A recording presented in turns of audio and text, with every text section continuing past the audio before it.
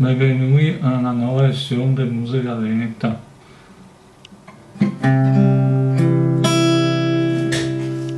Abbiamo visto l'ultima lezione il giro di accordi in Do,